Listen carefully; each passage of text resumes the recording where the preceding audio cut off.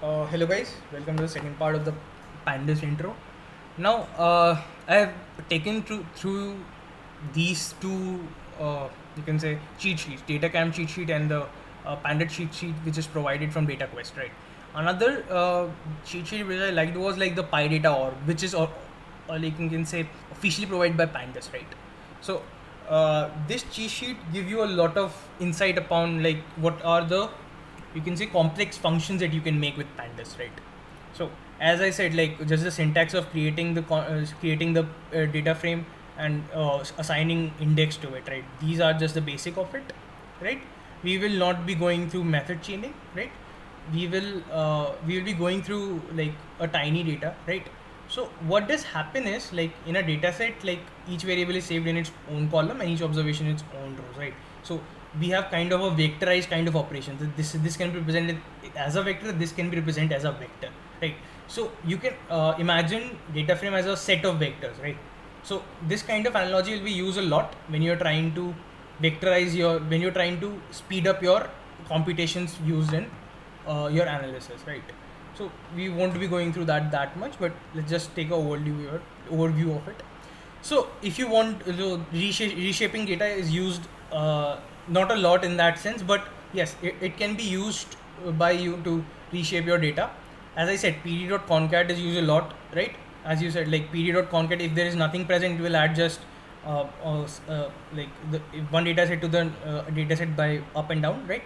Above and below. If there is two different data set, it will like, and you have defined x is equal to 1. So always when you define x is equal to 1, it means columns. By columns means you'll be adding the data set to the side. You need to take care that the index should be the similar, or it will give you some nan values and all. But just an example, you just need to take care of. You can just imagine, or you can just take this example in the back of your mind, right? Another thing that you need to take care is melt, right? It gathered columns into rows, right? What does it mean, gather columns into rows? It means that you have a specific column, right? You can make that column into you can just flip, like you can just a transpose of it. So it was this, and you got transpose of it and you got this, right? In this sense, like all those values that are required, let's say index that needs to be filled, and uh, the other values that needs to be filled are done automatically, right? You don't need to take care of it. So it just, what does it do? It basically converts the columns into rows. On it, you can say it takes a transpose of it, right? So when you are dealing with when you want to interchange, melt is used. That when melt is used, right? It straight away does that, right? Now I have told you like sort values, rename, sort index, and all these things. Drop. This is the simplest thing. Ignore pivot. It's not that important, right? Spread columns into, like if you have taken columns into rows, it rows into columns. So it's not used that much, because most of the time you'll be using this kind of analogy, not doing that, right? Uh, a subset observation. As I said, drop duplicates. Now there is another function, drop duplicates, which is used very much, because currently in our dataset, everything, we know that everything is unique. We have different text, or we have different kind of articles. Each article is unique. But what happens when you have similar kind of data set, right? Let's say you got a data set from another source which you don't know, and that data set is not unique.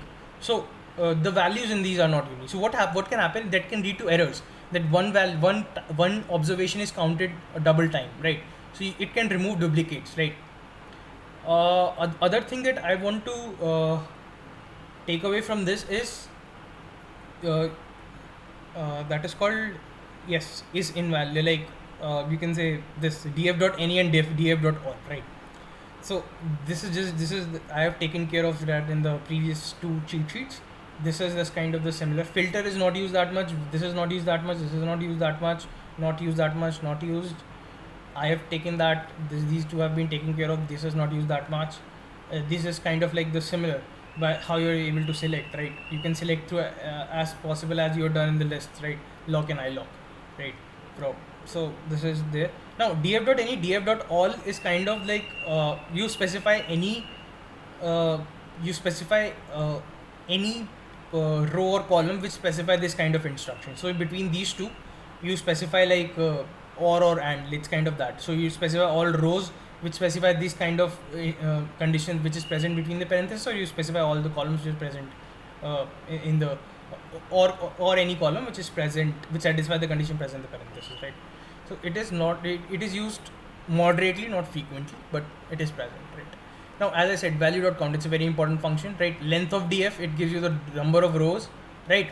And it's very useful. This is not used that much. Df dot describe, as I said, it's like a holy grail of pandas. It's used like thousands of times. Some like as I said, count is used. Like apply function is used. Like as I said, apply function is just a mapping. It applies a function to each group. So I'll give you an example for that. So we have got group data. We have got we have gone through size, and we have gone through group by data. Like these all things we are done with it. We don't want to rank. We are not going to go through rank, because usually you will not be asked to rank a data frame. This is not how things are handled. But if you want to rank through like who gets the first position and all those things, then you can use that. It's just basic sorting kind of stuff, right? Handling missing data, it's very important, because you'll be filling by value, right? As I said, or drop those values, which is useless, right? Either you drop them or you fill them by those values, right? These are only two ways to handle missing data. Handling new columns, this is a way to handle handling new columns. If you want to add a new column to it, right? Most of the time you'll be using this kind of structure, like df, you'll get the column name, that you new column name you want to add, and you will get the, either you define through you can say interaction of the only columns that represent the df, or you use a numpy array or list or whatever. Just make sure the length of the length of the numpy array or length of the list is equivalent to the length of the df, right? The data frame, right? Other thing is to qcut is not that much used, I would say, right? Clips and all these things are not very used. These are just there when you want to plot or you want to have a vectorized function. So let's just not go into that much. Let's keep it that free. We have plotting, right? We have a very important feature, plot histogram, right? So you can plot histogram of each feature of each column, right? So you can understand that which feature had the most feature. Like you can have a histogram, or you can have a bar plot, or you can have a scatter plot, right? Scatter plot, if you have gone through matplotlib documentation or anything or any tutorials, you would have seen scatter plot means that just the dot, x-axis and y-axis, there's a point in that, right? This is how scatter plot works. The histogram is just like a histogram of different values, right? This is how histogram works. Histogram, like I'm sure you must be knowing. Combined data set, like these are already covered. Concat are used majorly for that, not these kind of things, right? Another things, like I think so most of them are covered, right? So these things are already present. Now I just want to add one more point. When you're using plotting, the inbuilt plotting in data frame, they don't give you that much, you can say, freedom to plot a lot of things. Like you can plot histograms, you can plot scatter plots, you can use blocks plots, and you can also use like what you call bar plots, but not much of the you can say changing of the axes names, changing of the column, like how the axes are there, or changing of the color. These things take a lot of manipulation in TF. So for that, use matplotlib. That's much more better, right? So I've covered like all the three important cheat sheets, and I'll be going through a tutorial. So I'll cover that in the third part. Like, okay, have a nice day, guys. Just go to the third part if you have that.